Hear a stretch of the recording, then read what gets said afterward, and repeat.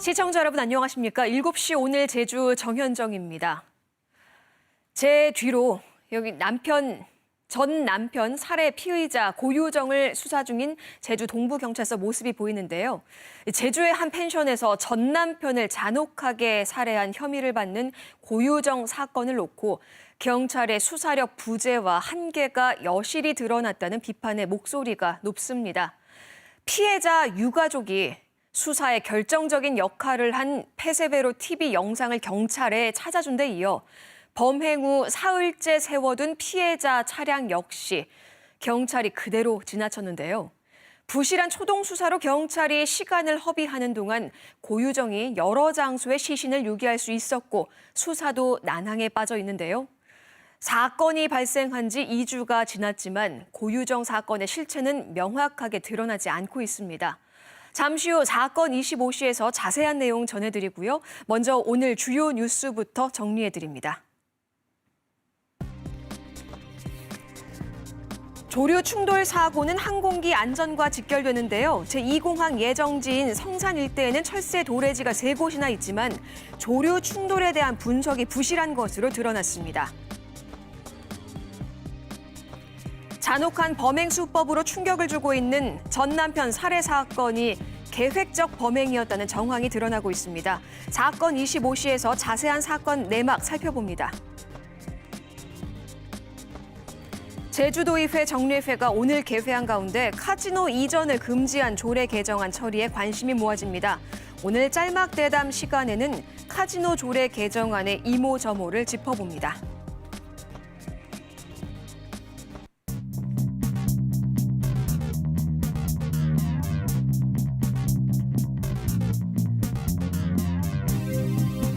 오늘 하루 뉴스를 정리해드리는 뉴스브리핑 손보련입니다. 지난 한 주간 시민들에게 관심을 끌었던 영상부터 먼저 살펴보시죠. 지난주 KBS 제주뉴스 페이스북에서 가장 화제가 됐던 영상, 지난 7일 KBS 5시 뉴스에서 전해드렸던 전 남편 살해 혐의 피의자 고유정의 얼굴 공개입니다. 지금까지 1,700명에게 전달됐고 300여 명 넘게 참여했는데요. 경찰 조사 결과 지금까지 드러난 범행 수법이 워낙 잔혹해서 제주 도민들에게 큰 충격을 준 사건이고요. 신상 공개 결정이 이뤄졌지만 전날 고유정이 얼굴을 가리고 취재진 앞에 서면서 한 차례 얼굴 공개가 무산된 뒤 하루 만에 마침내 피의자의 얼굴이 공개되자 관심이 집중됐습니다. 요즘 뉴스를 볼 때마다 줄줄이 오르는 물가 소식에 가뜩이나 팍팍한 가게 살림 걱정 많으시죠? 최근 택시나 상하수도 요금 인상 소식도 들려오고 있는데요. 7시 오늘 제주의 시사용어는 오늘 물가대책위원회에 대해서 알아보겠습니다.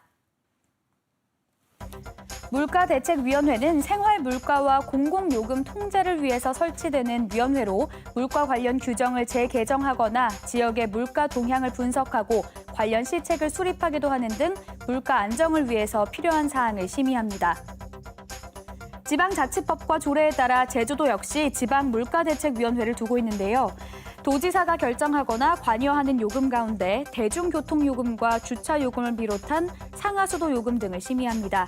물가 안정을 위해 설치된 위원회가 제 역할을 하고 있는지는 잠시 후에 살펴보시기로 하고요. 뉴스브리핑 첫 순서로 제2공항 속보 이어갑니다. 제2공항 예정지인 성산 일대에는 철새 도래지가 3곳이나 있습니다. 하지만 조류 충돌에 대한 분석은 전혀 없거나 엉터리인 것으로 드러났습니다. 보도에 최승민 기자입니다. 김포에서 출발해 제주로 향하던 대한항공 여객기. 왼쪽 날개 아래 엔진에서 갑자기 폭발하듯 불꽃이 일어나고 또다시 불꽃이 번쩍이며 터져 나옵니다. 엔진에 새가 빨려 들어가면서 생긴 조류 충돌로 추정됩니다. 제주공항에서도 해마다 평균 10차례 이상 이런 조류 충돌 사고가 나고 있습니다. 하도리와 종달리, 오조리 등 철새 도래지가 주변에 3곳이나 있는 제2공항 예정지 조류 충돌 문제는 예비 타당성 조사에서 처음 언급됐습니다. 철새 도래지를 지나는 항공기의 고도가 210m 이상이어서 조류의 일상적인 비행고도 90m와 다소 거리가 있다고 기록한 겁니다. 비행 고도가 달라서 충돌 위험이 적다는 것으로 해석되는데 그러면서도 면밀한 검토가 필요하다는 의견을 제시했습니다. 하지만 지난해 9월 김포에서 출발해 제주로 향하던 에어부산 여객기는 무려 8,000피트, 2,000m가 넘는 상공에서 종을 알 수 없는 조류와 충돌한 것이 확인됐습니다. 1,000피트, 300m 고도에서 발생한 적도 있습니다. 결국 조류 충돌 사고는 공항 주변 새가 날아다니는 곳이라면 어느 고도에서라도 발생할 수 있다는 얘기입니다.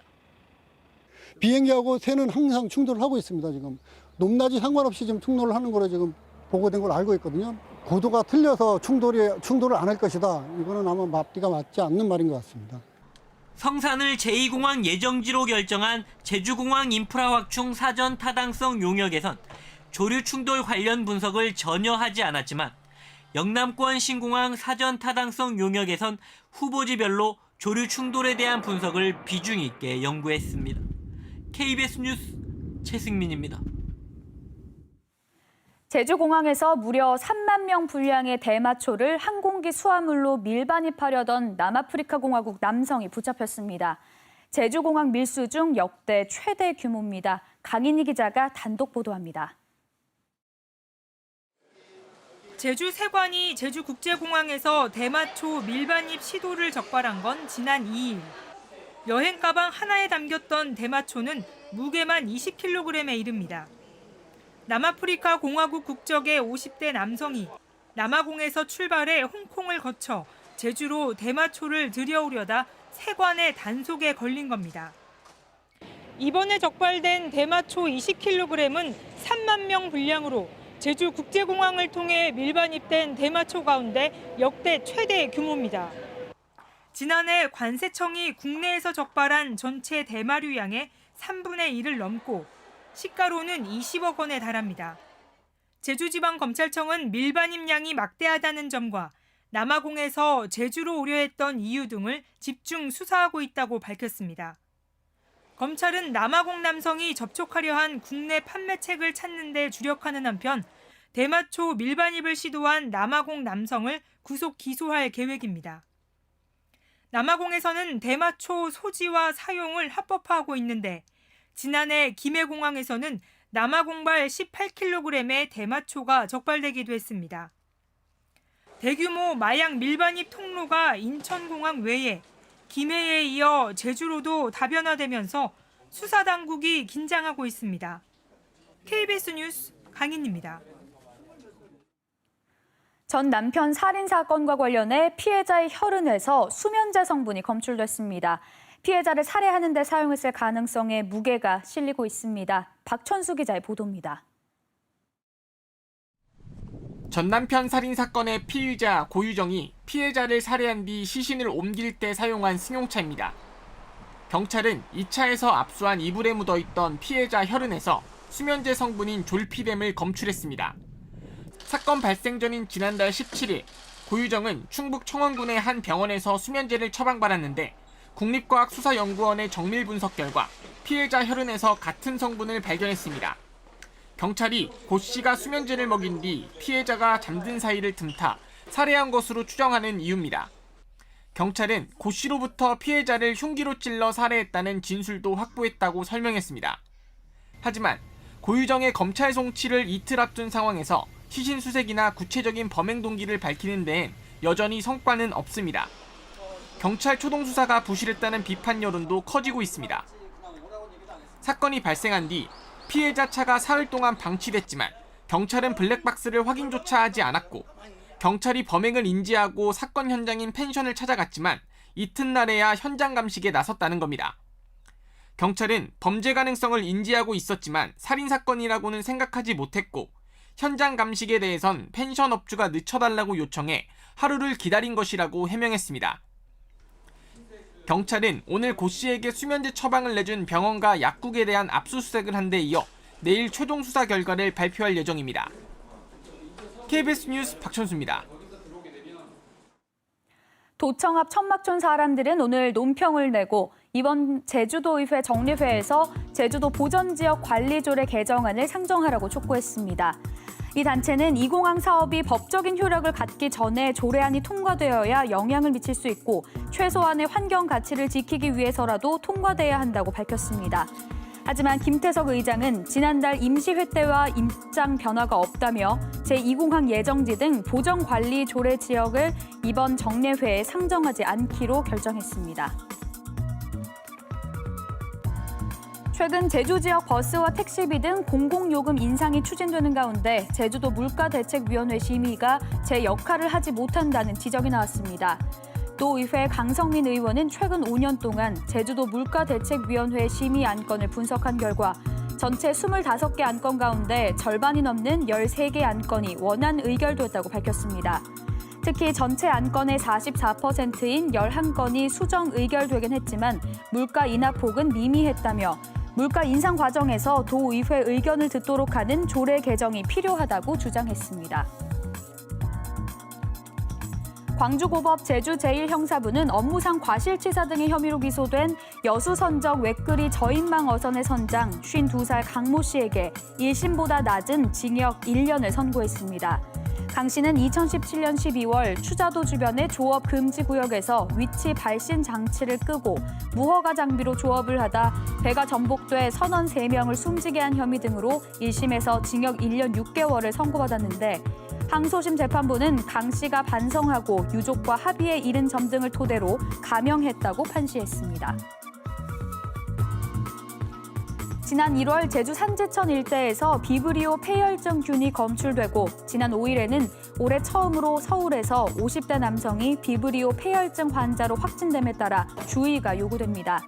비브리오 폐혈증균은 간 질환과 당뇨 환자, 알코올 중독 등 만성 질환자에게 치명적일 수 있어 어패류를 충분히 익혀 먹어야 하고 피부에 상처가 있다면 바닷물을 접촉할 때도 주의해야 합니다. 지금까지 뉴스 브리핑이었습니다.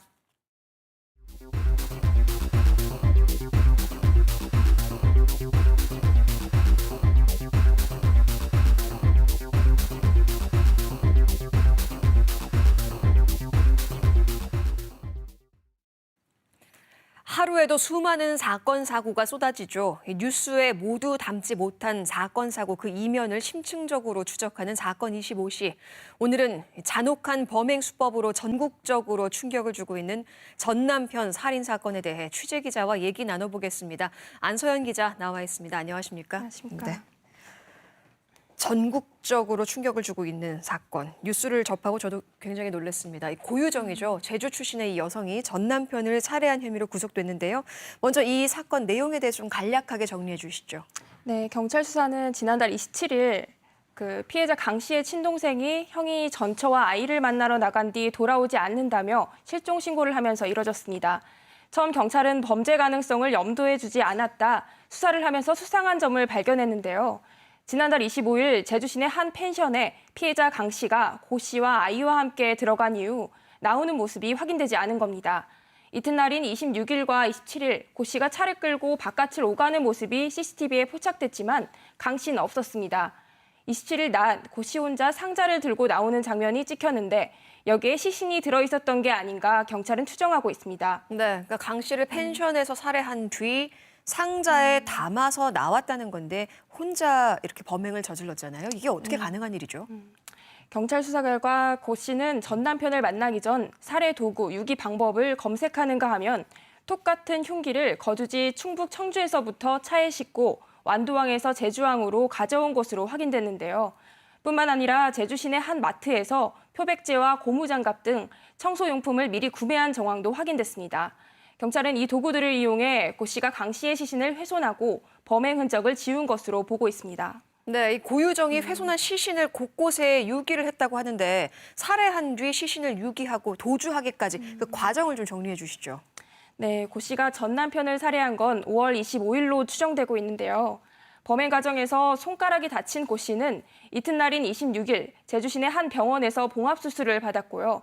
27일 홀로 펜션을 나온 뒤 28일 낮에는 마트에 들러 범행에 쓰고 남은 물품들을 환불하고 초저녁에는 또 다른 마트에서 여행용 캐리어와 종량제 봉투를 샀습니다. 같은 날 저녁 제주항에서 완도항 여객선에 차를 싣고 떠난 고 씨는 시신이 든 것으로 추정되는 비닐 수십 개를 바다에 버렸습니다. 완도항에 도착한 고 씨는 곧바로 청주 집으로 가지 않고 인터넷으로 전기톱을 주문한 뒤 가족 소유의 경기도 김포 집으로 갔습니다. 이후 31일 남은 시신을 훼손해 인근 쓰레기 분류함에 버린 것으로 경찰 수사 결과 확인됐습니다. 지난 2일 청주 집에서 체포됐을 당시 차량에서 강 씨의 DNA가 묻은 톱이 발견되기도 했습니다. 네, 뭐 굉장히 용의주도하고 뭐 들을수록 말문이 막히는데 그 잔인한 범행 수법 때문에 이제 경찰이 신상 공개 결정을 내린 건가요? 네, 지난 2009년 강호순 연쇄살인 사건 이후 흉악범 얼굴을 공개해야 한다는 여론이 높아지면서 2010년 피의자의 신상을 공개할 수 있는 법률이 신설되는데요. 제주에서는 2016년 성당 살인사건 피의자 천거래 이후 두 번째로 신상이 공개된 건데 잔인한 범행 수법과 사안의 중대성, 충분한 증거가 있다는 게 공개 결정 사유였습니다. 그런데 지난 5일 이름과 나이가 밝혀졌고 다음 날 얼굴 공개가 예상됐지만 고 씨가 머리카락으로 얼굴을 가려 논란이 있었는데요. 고 씨의 얼굴은 이틀 후인 지난 7일 조사를 받으러 이동하는 과정에서 자연스레 포착됐습니다. 네, 이렇게 정황이 속속 드러났는데 현재 고유정 범행을 시인한 상태인가요? 네, 살해 혐의에 대해서는 네. 그 시인을 하고 있지만 우발적 범행이라고 주장을 하고 있습니다. 계획 범죄가 아니었다. 네. 하지만 앞서 보신 보도에서 드러났듯이 고 씨 차에 있던 이불에서 전 남편의 혈액을 발견한 경찰은 국가수 의뢰 결과 수면제인 졸피뎀 성분이 검출됨에 따라 계획범죄라고 판단하고 있습니다. 고 씨가 충북 지역의 한 병원에서 미리 졸피뎀을 처방받은 사실도 확인했습니다. 경찰은 고 씨의 범행 수법이 잔혹하고 치밀한 점에 비춰볼 때 계획범죄라고 확신하고 있지만 보다 구체적인 범행 수법을 확인하기 위해서는 시신을 찾아야 하는데요. 지난 5일 인천의 한 재활용 업체에서 유해로 추정되는 뼈 조각을 라면 박스의 3분의 1가량 발견했지만 이미 소각된 상태라 신원하기는 어려움을 겪고 있습니다. 국가수 감식 결과는 3주 정도가 걸릴 것으로 보이고요. 이 밖에 경기도에 있는 폐기물 업체와 제주와 완도 일대 해상에서도 수색 작업을 벌이고 있는 상황입니다. 근데 이번 이 사건에 대해서 현장 검증은 따로 안 한다고요? 네, 경찰은 이번 사건 현장 검증을 하지 않기로 했는데요. 고 씨가 우발적 범행을 주장해 현장 검증을 해도 실익이 없다고 판단한 겁니다. 다만 경찰은 고 씨가 전 남편을 흉기로 찔러 살해했다는 진술을 확보하고 프로파일러 5명을 투입해 고 씨로부터 추가로 진술을 캐는 데 주력하고 있습니다. 네. 그런데 이 경찰 초동 수사가 부실했다는 논란이 일고 있어요. 제가 오프닝에서도 말씀드렸지만 그 CCTV 영상도 유가족이 찾았고요. 숨진 전 남편이 살았던 지역 주민들과 유족들이 지금 반발하고 있다는데 그 이유가 뭔가요? 네, 숨진 강 씨가 살았던 지역 주민 50명이 지난 8일 엄정 수사를 촉구하며 제주 동부경찰서를 항의 방문했는데요. 사건의 실마리를 푸는데 결정적인 역할을 한 CCTV 영상을 경찰이 아닌 유족이 찾았고 네. 사건이 발생한 뒤 강 씨의 차량이 사흘 동안 방치됐지만 경찰은 확인조차 나서지 않았다는 이유에서입니다. 네. 범행을 인지한 뒤 사건 현장인 펜션을 찾았지만 이튿날에야 현장 감식을 해 고 씨가 범행을 은폐하고 도주 시간을 벌게 됐다는 지적도 나오고 있습니다. 네. 근데 이게 왜 이튿날에야 현장 감식이 가능했던 건가요?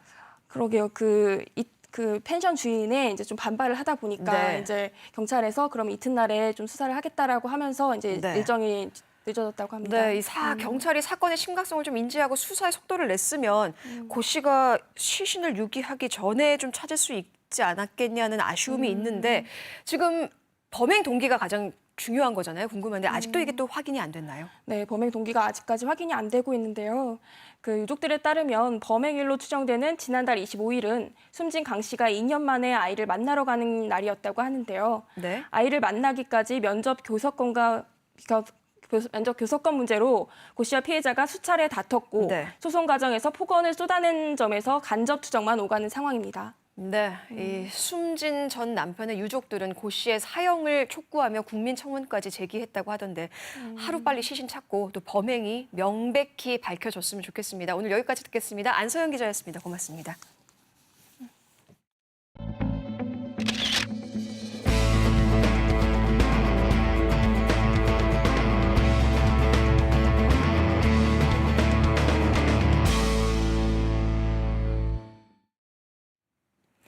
오늘은 32주년을 맞은 60항쟁 기념일입니다. 지난 1987년 제주에서도 독재 타도와 호헌 철폐 등의 함성이 뜨겁게 울려 퍼졌는데요. 당시 제주에서도 타올랐던 제주의 6월 항쟁 열기와 역사적 의미를 사진으로 만나보시죠.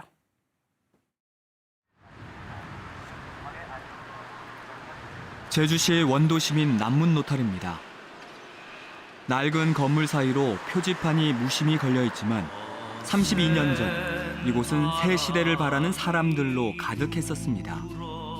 이 시간 이 자리에 있었던 분을 어렵게 만났는데요. 당시 학생 지도부 측이었던 김효철 씨입니다. 러시아와 있었고 저 건물도 그대로 있고 여기는 6월 항쟁 때 최초로 가두 시위를 성공시킨 장소거든요. 일부 처음 했던 사람들이 저 밑에 내려와 가지고 시위를 하다가 나중에 이제 저희도 학교 학생들이 그 경찰 저지선을 뚫고 내려와서 처음으로 합세하면서 처음으로 이제 시국 토론을 했던 곳이 바로 이 남문노탈입니다.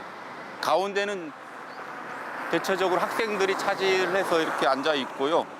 시민들은 그 학생을 중심으로 이 로타리 주변에 많이 모여서 얘기도 듣고 박수도 쳐주고 그랬습니다.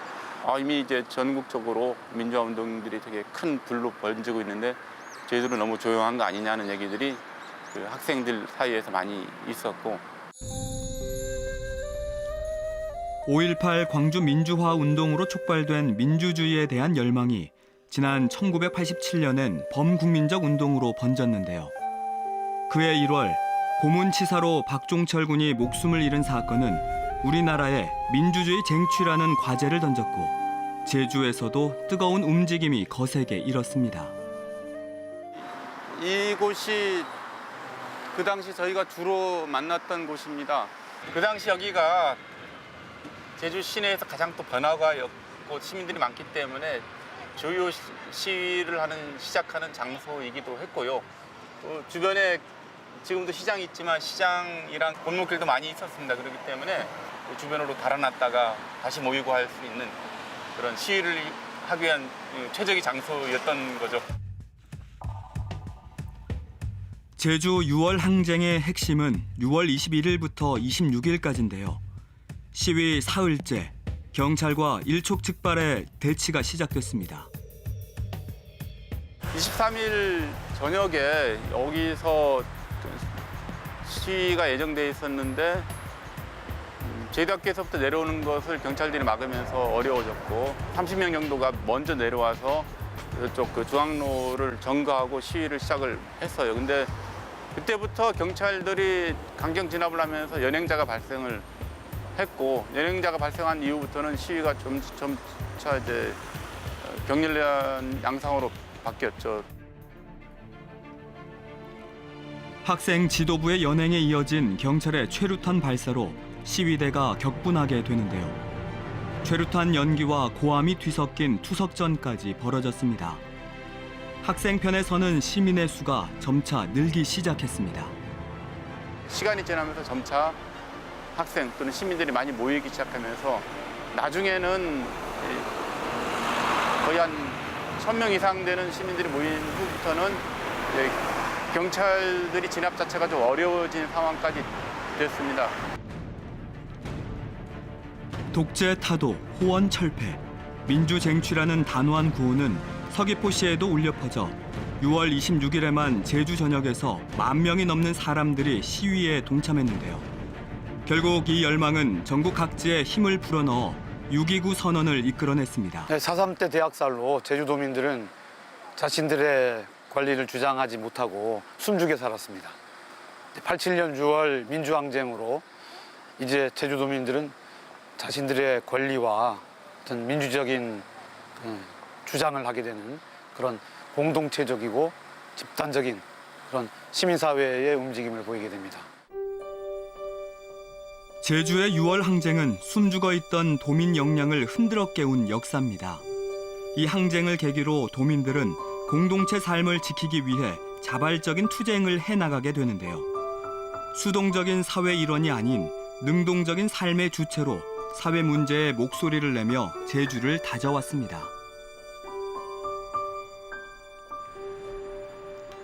다시 돌아온 6월.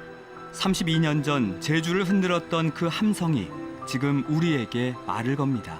그 6월 항쟁의 정신이 과거 군사정권에서 민주주의를 꽃피웠다면 지금 사회에서는 이 사회의 많은 불평등 문제, 차별 문제, 경제적 억압 문제를 해결하고 모든 국민이, 모든 시민이 땅이 주인으로 사는 진정한 민주주의 사회를 이끄는 또 다른 힘이자 공동체 정신이 돼야 된다고 생각합니다.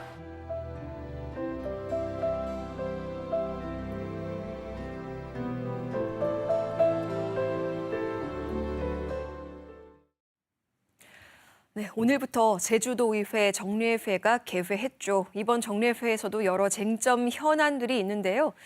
이 가운데 외국인 카지노 확장 이전을 차단하기 위한 조례 개정안이 많은 관심을 모으고 있습니다. 카지노 업계의 반발이 만만치 않은 상황인데요. 조례 개정안을 대표 발의한 제주도의회 이상복 의원 모시고 이야기 나눠보겠습니다. 안녕하십니까? 안녕하십니까?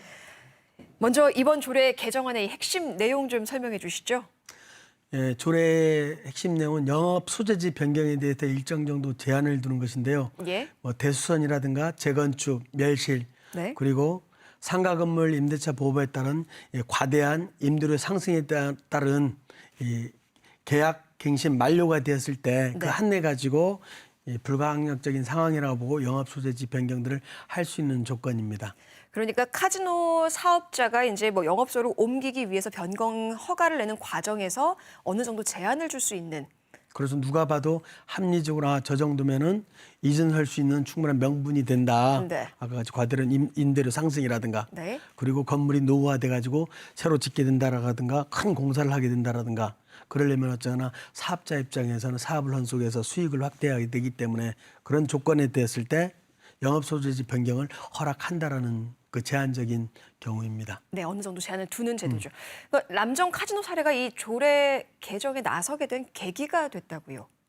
아무래도 그 큰 틀에서 맞다고 보면 되죠. 네. 어쨌거나 현재는 카지노에 대한 합리적인 통제 장치가 없거든요. 네. 그리고 카지노 경영성에 대한 투명성 확보가 미흡한 실정이고, 네. 만약 이러한 이 제도 개선이 되지 않은 상태 내에서 이런 조례가 계획대로 진행이 되었을 땐 그래도 지금 현재 가능한 제도 개선 방법이라는 거죠. 대형화를 막기 위한. 네. 그럼 이제 의원님께서 보시기에는 앞으로 어떤 업체가 이 영업장 이전을 통한 대형화를 추진할 거라고 보고 계신가요?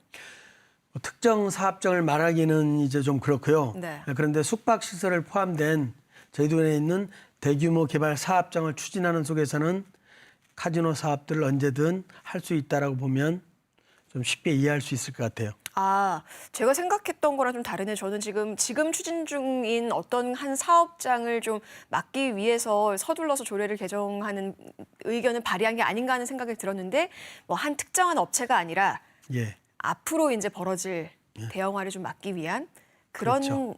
조례라고 보면 네, 되겠습니까? 그렇기 때문에 제도 네. 개선에 먼저 방점을 찍자. 네. 그 취지입니다. 그런데 이제 카지노 업계에서는 이게 카지노의 대형화, 복합화 등으로 가는 세계적인 카지노 추세에 역행하고 있다. 이런 비판을 하고 있는데요. 그 카지노에 대한 본질을 좀 왜곡하는 경우들이고요. 지금 카지노에서 세계화를 얘기하는 추세에서는 반드시 재정적인 목적으로 세금 관련돼 가지고 35에서 60% 상당의 고율의 세금들을 먹이고 있거든요. 네네. 그리고 설사 고율의 세금을 먹이고 있더라도 도민 공론화 과정들이 싱가포르나 일본을 예를 들었을 때는 10여 년 속에서의 공론 과정 속에서 네. 부작용에 대한 제도 개선들이 된 이후에 추진하고 있다는 말씀을 다시 한번 드리고 싶습니다. 세계적인 추세라면 이제 30%에서 60%인데 지금 제주도 같은 경우에는 어느 정도의 세금을 걷어들이고 있죠? 저희도는 이 카지노의 매출액의 10%를 관광진흥기금에 부여하고 있습니다. 네네. 그렇기 때문에 10%를 이제 앞으로 이 30% 정도라든가 네. 그거에 대해서 도민 이익에 부합할 수 있도록. 부합할 수 네. 있도록 하고 또 그리고 아무리 도민 이익에 부합한다는 속에서 공감대가 형성한 속에서 네. 제도 개선을 먼저 추진하는 속에서 일을 해나가야 되지 않겠나 그렇게 생각합니다. 네. 이 현행 관광진흥법은요, 카지노 업장 소재지를 변경할 때 관할 지자체의 허가를 받으면 이제 가능하도록 돼 있잖아요. 이 때문에 조례 개정안이 상위법 위반, 그러니까 관광진흥법이나 지방자치법인 상위법에 위반된다는 이야기가 있는데요. 저희들이 2006년도에 제주특별자치도가 되면서 제주특별법에 카지노업 관련된 부분에서는 조례로 위임할 수 있는 특례 조항을 가져왔거든요. 네. 그렇기 때문에 그 조례를 정하는 대상이라든가 어느 정도의 제한을 두는 것 속에서는 조례로 위임됐기 때문에 지금 속에서는 이 상위법의 위반 네. 소지는 없다고 보고 있습니다. 네.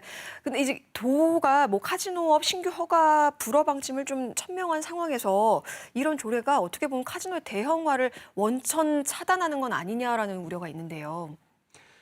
카지노는 아까와 같이 특별한 사유에 대해서 허락해 주는 것이고 가장 기본적인 제도 개선, 네. 뭐 양도양수 허가제라든가 허가갱신제라든가 아까 같이 도민의 이익에 부합한 카지노 때 신설이라든가 그렇게 됐을 때 대형화는 같이 고민할 수가 있다. 그런 제도 개선이 되지 않고 도민의 이익에 부합되지 않는 속에서 사업자의 이익에만 네. 그렇게 하는 카지노 정책은 바람직하지 않다. 네. 그렇기 때문에 대형화를 막을 수 있는 지금 차선의 방법들을 지금 찾고 있는 속에서 조례 개정 내용들을 추진하고 있고요. 네. 제주도가 이제 법제처와 문화관광체육부의 유권 해석을 요청하겠다는 입장이죠.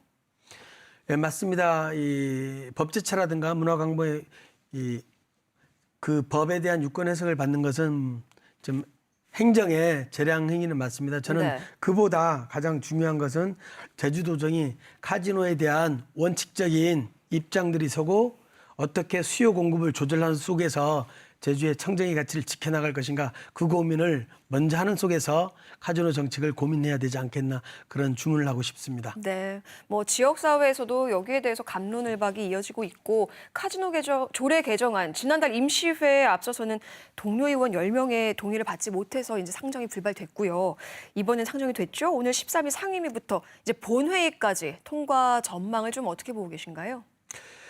지금 2018년도 지방선거 이전에 이 도내 여론조사 기관에 보면 네. 이 반대들이 60%가 상당히 대형화에 대한 반대 여론이 있어요. 그리고 네. 2019년 1월에 다시 여론조사 기관을 통하더라도 60% 반대를 하고 있고 네. 그렇기 때문에 전 도민 대다수의 의견들이 제도 개선 없는 대형화는 반대한다는 그런 입장에 보면 되죠. 그렇기 때문에 도민의 대의기관은 의회에서 좀 도민 의견들이 무엇인지 고민들 한 속에서 합리적인 결정을 하지 않겠나 그런 기대를 하고 있습니다. 네. 의원님께서 이제 도민 의견 이런 말씀을 많이 해주셨는데요. 끝으로 이번 카지노 조례와 관련해서 도민들께 좀 한마디 당부 말씀이나 하고 싶은 말씀이 있으면 좀 말씀해 주시죠. 예, 이번 카지노 조례는 저희들이 누누이 강조했던 국제적인 감독 기준에 맞는 제도 개선을 하자라는 게 저희 입장이고 또 지금 제주도의 입장입니다. 그렇다면 제도 개선을 먼저 고민하는 속에서 카지노의 대형화에 대해 고민해도 늦지 않다. 제도 개선이 없는 속에서의 대형화는 제주의 청정 자연의 가치 이미지를 훼손해갈 수 있는 그렇기 때문에 좀 더 제도 개선에 충실하고 도민사회 속에서도 좀 제도 개선에 같은 목소리를 내주셨으면 하는 바람을 말씀드리고 싶습니다. 네. 오늘 말씀 여기까지 듣겠습니다. 이성봉 의원님 또 나와주셔서 고맙습니다. 예, 고맙습니다. 네, 도민을 대신해서 이 제주 사회의 문제점을 꼬집는 돌놀이 할망 순서입니다. 최근 미분양 주택이 숙박업소로 둔갑해 불법으로 이용되는 사례가 늘고 있는데요. 불박 숙박업소는 제주 관광의 질을 떨어뜨리고 도민의 안전과 경제에도 악영향을 끼치는 사회 문제입니다. 이 돌놀이 할망의 이야기를 들어보시죠.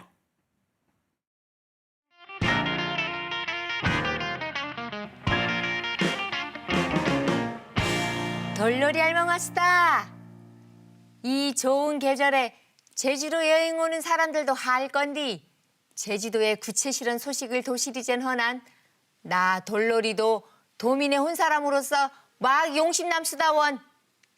최근에 다 지서놓은 주택들이 분양이 안 되멍 미분양 주택을 숙박업소로 이용하는 불법 숙박업이 점점 늘어땐 허는디 얼마 전에는 타운하우스나 공동주택도 아닌 단독주택 21동을 빌려 한 동만 농어촌 민박으로 등록하고 나머지 20동은 불법으로 숙박업을 허멍 월 500만 원의 수익을 챙긴 업소가 적발되었수다.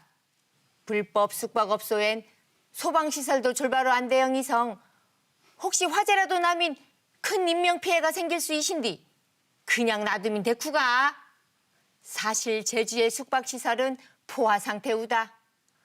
2015년 이후 관광객은 점점 줄어들었신 뒤 숙박업소는 5년 전보다 2배나 늘었수다.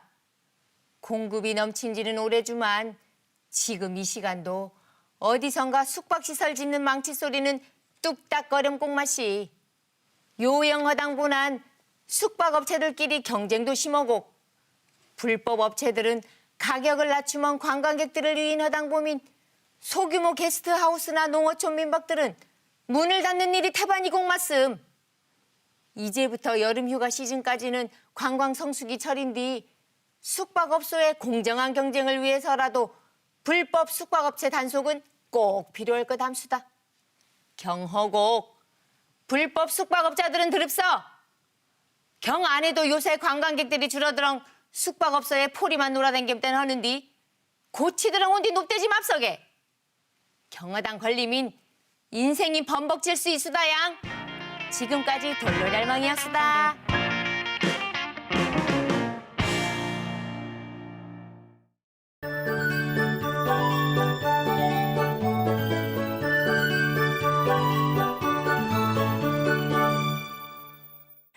현재 동부 지역을 중심으로 빗방울이 떨어지고 있는 가운데 밤이 되면서 대부분 그치겠습니다. 내일 날씨는 오늘과 비슷하겠는데요. 내일 아침 기온은 16도로 출발해 비교적 선선하겠고요. 낮 기온은 24도까지 올라 심한 무더위는 없겠습니다. 미세먼지 농도는 보통 수준으로 대기질 양호하겠고 오존 농도 역시 보통 수준이 예상되지만 자외선 지수는 높겠습니다. 볕이 강한 낮 시간대에는 모자와 선글라스 등으로 자외선 차단에 유의하셔야겠습니다. 내일 하늘에 구름이 가끔 지나며 대체로 맑겠습니다. 내일 오후까지 바람이 약간 강하게 불겠는데요. 시설물 관리에 유의하시기 바랍니다. 이 동풍의 영향으로 내일 오후까지 동부 지역과 중산간 이상 지역에는 안개가 짙게 끼어 있겠습니다. 이 지역을 지날 땐 각별히 교통안전에 유의하시기 바랍니다. 내일의 지역별 날씨 살펴보겠습니다. 내일 아침 최저 기온은 16도에서 18도 분포로 오늘과 비슷하게 출발하겠고 낮 기온은 24도까지 올라 평년 수준의 기온 분포를 보이겠습니다. 내일 해상에는 안개가 짙게 끼어 있겠는데요. 바람도 약간 강하게 불겠습니다. 제주도 전해상의 물결은 최고 2.5m로 약간 높게 일 것으로 보여 선박 운항에 주의가 필요한데요. 남해 서부 먼바다의 물결은 최고 2m로 일겠습니다. 주간 날씨입니다. 이번 주는 비 소식이 없겠고요. 낮 동안 심한 더위도 없을 것으로 보입니다. 날씨 정보 전해드렸습니다. 제주도가 오늘부터 비자림로 확장공사 구간과 주변 지역에서 생태 정밀 조사에 착수했습니다. 앞으로 2주 동안 비자림로 확장 구간 일대에서 식물과 조류, 곤충, 파충류와 양서류 등 4개 분야에 걸쳐 법정 보호종인 동식물이 살고 있는지 전문가들이 투입돼 살피게 되는데요. 이번 조사를 통해 소규모 환경 영향평가 과정의 동식물 조사가 부실했다는 비판이 사실로 확인될지 관심이 모아집니다. 조사 결과에 따라 비자림로 확장공사 논란도 새 국면을 맞게 될 것으로 보입니다. 오늘 소식은 여기까지고요. 내일 저녁 7시에 뵙겠습니다. 시청해주신 여러분 고맙습니다.